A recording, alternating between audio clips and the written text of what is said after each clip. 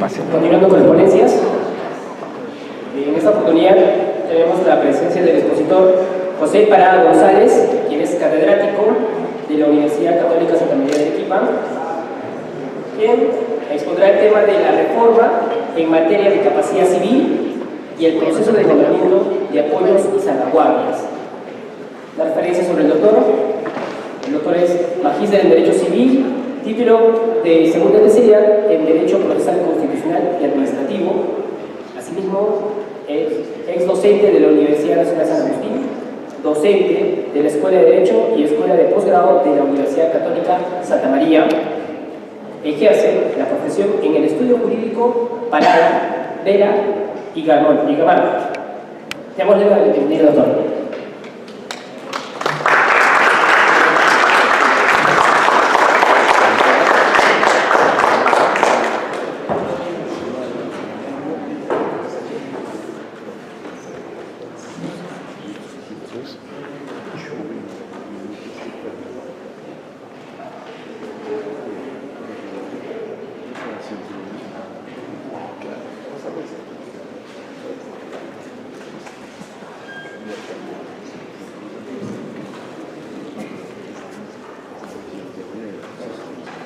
Ante todo, buenos días, público presente. Quisiera agradecer a la organización del presente evento, al Grupo Romeo, en la persona de Sanover, en la persona de Jonathan, quienes han tenido bien nuevamente invitarme para poder conversar acerca de algunos temas de derecho civil y de derecho procesal civil que a veces no se tiene bien conversar en aulas, y creo que ese es un espacio propicio para poder dialogar acerca de estos temas. Lo que yo quiero conversar con ustedes el día de hoy es acerca de la modificatoria, acerca de la capacidad civil a raíz de la entrada en vigencia del decreto legislativo 1384, que entró en vigor en el pasado mes de septiembre del año 2018. En un primer momento traté de abordar la reforma desde el punto de vista normativo y tenía la intención de conversar con ustedes desde aspectos sustantivos y de aspectos procesales desde el punto de vista normativo, como lo habíamos revisado, trabajado quizá en la universidad, pero en medida de que fui trabajando y viendo un poco más el tema, creo que lo que nos compete o lo que quisiera compartir con ustedes el día de hoy es el fundamento, la raíz. ¿Cuál es la finalidad, lo que está detrás de esta norma y de esta modificatoria en materia de capacidad de las personas? Y como el tema es bastante profuso y se toca desde diversas aristas y puntos de vista, me he permitido realizar o elaborar una suerte de ensayo que quisiera leer, que en eso consta mi participación. El día de hoy les pido las disculpas del caso, pero me gustaría poder compartir estas líneas en ese sentido estricto para conservar el tema metodológico.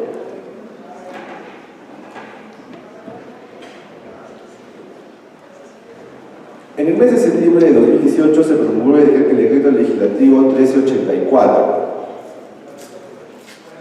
De una impresión primera de la norma,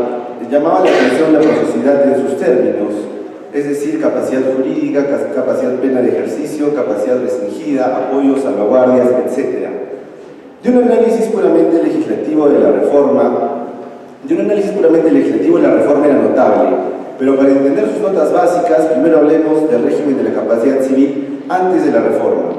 En su texto original, el Código Civil de 1984 regulaba la capacidad de goce y la capacidad de ejercicio, tradicionalmente entendida la primera como aquella capacidad que tiene todo sujeto de derecho de incorporar a su esfera jurídica aquellos derechos o beneficios que la ley reconoce,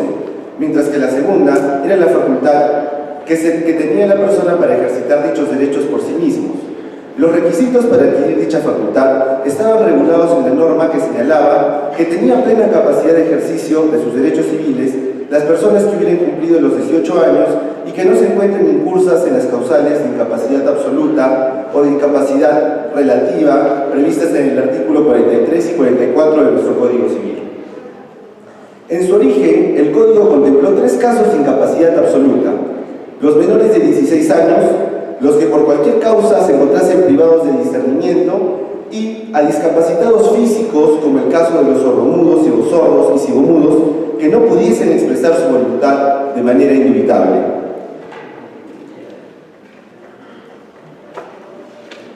A su vez, se establecieron 8 causales de incapacidad relativa: los mayores de 16 años pero menores de 18, los retardados mentales, los pródigos, los que incurren en mala gestión, los ebrios habituales, los toxicómanos y los que sufren pena que lleva anexa la interdicción civil. Señalaba además el Código que los representantes legales de los incapaces ejercerían sus derechos civiles, según las normas referentes a la patria potestad, tutela y curatela.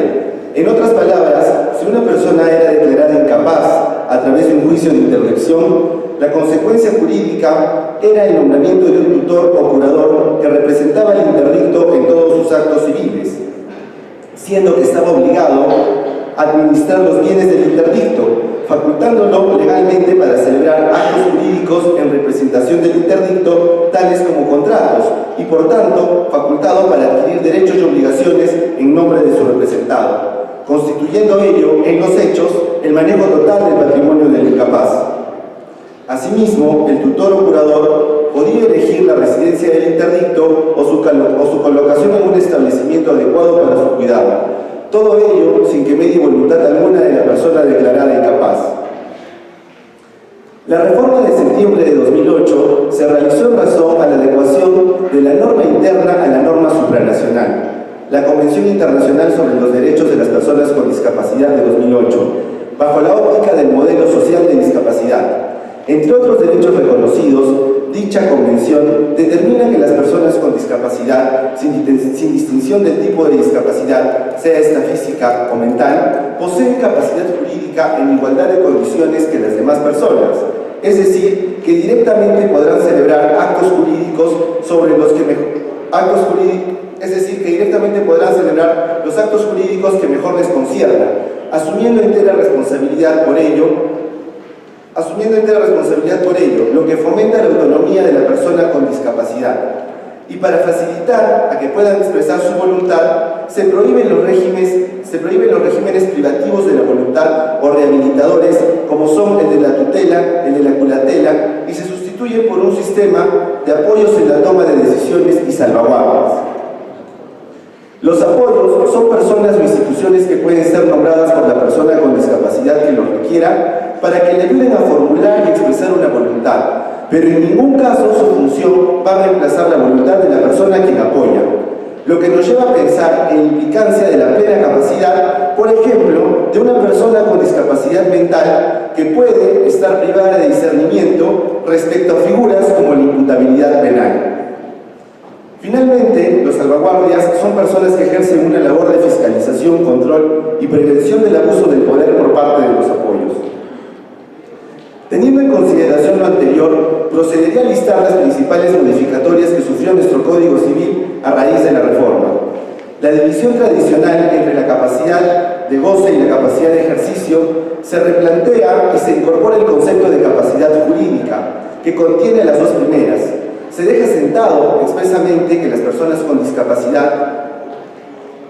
tienen capacidad de ejercicio plena y en igualdad de condiciones, independientemente de si usan o requieren de ajustes razonables o apoyos para la manifestación de su voluntad,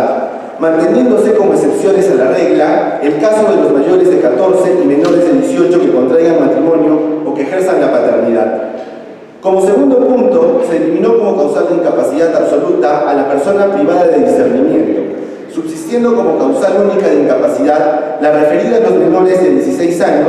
pues la que consideraba a los discapacitados físicos como sordomudos, cegosordos y cegomudos que no pudiesen expresar su voluntad de manera indubitable, fue derogado con anterioridad a la reforma. Como tercer punto, ya no existen causales de incapacidad relativa, siendo que el artículo 44 ahora regula los casos en que las personas tienen capacidad de ejercicio restringida, quedando derogadas las causales referidas a las personas que sufren retraso mental y a las que adolecen de deterioro mental que les impidiese expresar su libre voluntad.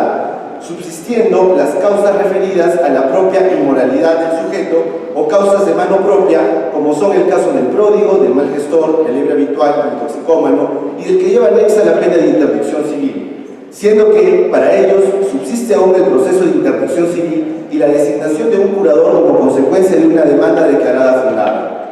Asimismo, se agregó como causal adicional a los casos de capacidad de ejercicio restringida el de la persona que quede en estado de coma y que no haya designado previamente un apoyo. En ese sentido, se concluye y fluye también del texto normativo que una persona con discapacidad, cual fuere, al ser plenamente capaz, puede nombrar a un órgano de apoyo para ayudarla a formar y manifestar su voluntad.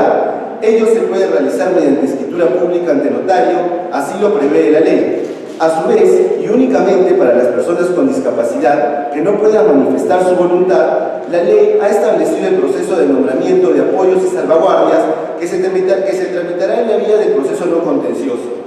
Finalmente, es de resaltar que respecto a la aplicación de la norma en el tiempo, en las disposiciones complementarias y transitorias de la norma, en clara aplicación a la teoría de los hechos cumplidos, que es la que adopta el título preliminar de nuestro Código Civil, se dispone que las personas que han sido declaradas interdictas e incapaces por proceso de interdicción con sentencia firme, donde se haya nombrado curador, esta, a la entrada en vigor de la norma, recobrará su plena capacidad. Asimismo, se dispone que los procesos de interdicción en trámite, referidos a las causales de incapacidad absoluta o relativas sobre incapacidades mentales, se adecúen al proceso no contencioso de nombramiento de apoyos y salvaguardas. Hasta este punto, un análisis puramente normativo. Ahora, en términos dogmáticos o civiles, se debe revisar que la figura de la capacidad jurídica es el soporte teórico de todo el andamiaje normativo de la reforma, pues de su concepto deviene el reconocimiento pleno de la capacidad de las personas con discapacidad. Para Barsi, el término capacidad puede entenderse como la aptitud para tener cierto estatus jurídico. Corresponde al ser humano jurídicamente apreciado como sujeto que es. Contiene en sí una dualidad que intrínsecamente comprende dos aspectos diferenciables: aptitud para ser titular de derechos, entre paréntesis, capacidad de goce, y posibilidad de realizar tales derechos per se, capacidad de ejercicio. Según Gobierno, la capacidad jurídica, esto es, la aptitud para llegar a ser sujeto de derecho y deberes jurídicos, es lo que atribuye a un ser la calidad de persona. Por esto, capacidad jurídica es sinónimo de calidad de persona para Gobierno. Según Fernández de Sarego, la capacidad jurídica es inherente a la naturaleza del ser humano. Se constituye como la posibilidad o potencialidad propia de la libertad subjetiva para su transformación en actos, en conductas intersubjetivas. Añade nuestro autor que, por la capacidad, que es la aptitud, la posibilidad de que cada uno puede ejercer por sí mismo o por terceras personas sus derechos personales, añade nuestro autor que dicha capacidad es una y que toda persona es capaz. La incapacidad, señala, debe desaparecer del lenguaje jurídico, pues lo que se limita o restringe no es la capacidad de la persona, sino el ejercicio de esta capacidad. La capacidad en sí misma no tiene excepción. Nadie puede quitarnos la capacidad que es inherente a cada uno de ejercer sus derechos. Cambiando de enfoque, en términos constitucionales, la reforma se sustenta en principios y valores que tienen asidero constitucional, como el principio de libertad, autonomía y el principio de igualdad, los cuales deben dotar de sentido el cambio legislativo y que son los principios por los que apuesta la reforma, siendo que en el Estado constitucional de derecho, la Constitución debe irradiar hacia todo el ordenamiento jurídico su fuerza vinculante, por lo que las normas de la reforma, que son de carácter civil, deben interpretarse y aplicarse en función a las disposiciones constitucionales. Desde la argumentación jurídica surge la necesidad de entender los principios y valores detrás de la reforma como mandatos de optimización sobre las reglas que modifican y que se incorporan en el Código Civil en términos de anexo. En ese sentido, la labor de aplicación de una norma no puede ser literal, sino conforme a los principios que, reitero, son mandatos de optimización. Desde el punto de vista histórico y de las relaciones de poder, la institución de la capacidad jurídica se identificó siempre con la privación de la vida o de los derechos de aquellos considerados por cada época y lugar como anormales o diferentes, a quienes se les denomina como incapaces. Quienes pueden disfrutar de derechos son aquellas personas capaces, quienes deben ser privados de ellos no lo son. Los casos son muchos y las razones son varias: consideraciones eugenésicas o de normalidad, vulneración del ejercicio de derechos civiles como el trato diferenciado de la ley para las poblaciones afroamericanas o la privación del derecho al voto de las mujeres, restricciones a la capacidad de ejercicio a personas que presenten discapacidades físicas o mentales, entre otras. Siendo que, en todos los casos, la privación de la capacidad es la causa principal para negar, privar o restringir algún derecho, y no solo ello, sino que también se ha erigido como razón que justifica la marginación, la privación de la autonomía de la persona, la segregación laboral, entre otras causas. En este punto del análisis es importante tener presente también lo señalado por el maestro Cesarero. Literalmente señala: para hablar de capacidad, todos tenemos derechos y deberes que están en la Constitución y en las leyes de cada país,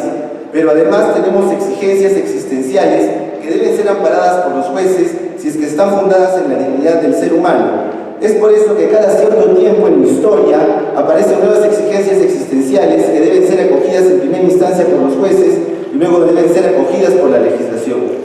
En ese sentido, teniendo en consideración que los derechos no son otra cosa que una conquista histórica de los grupos sociales que han sido históricamente marginados, y teniendo en consideración también la época que nos ha tocado vivir, es claro que la reforma obedece a una adecuación de nuestra normatividad interna con la norma supranacional, y que dicha norma, a su vez, es una reivindicación social por parte de una población históricamente marginada, como son las personas con discapacidad. Finalmente, queremos señalar que la postura que se asume está sujeta a crítica, como ya lo ha sido respecto al caso de la plena capacidad jurídica de las personas con discapacidades que la priven de discernimiento, por lo que la presente solo tiene como finalidad esbozar líneas para que continúe el debate en torno a temas del derecho civil tan propiamente humanos como es el tema de la capacidad. Lo que resta por hacer, no hay vuelta atrás, porque es una reforma del tiempo que nos toca vivir como operadores de justicia, es optimizar el uso de las nuevas instituciones y procedimientos desde el enfoque constitucional. Solo así las normas podrán ser interpretadas en su real sentido y aplicadas de forma que se garanticen los derechos fundamentales de las personas que históricamente se han visto privadas de sus derechos, como son las personas con discapacidad. Muchas gracias.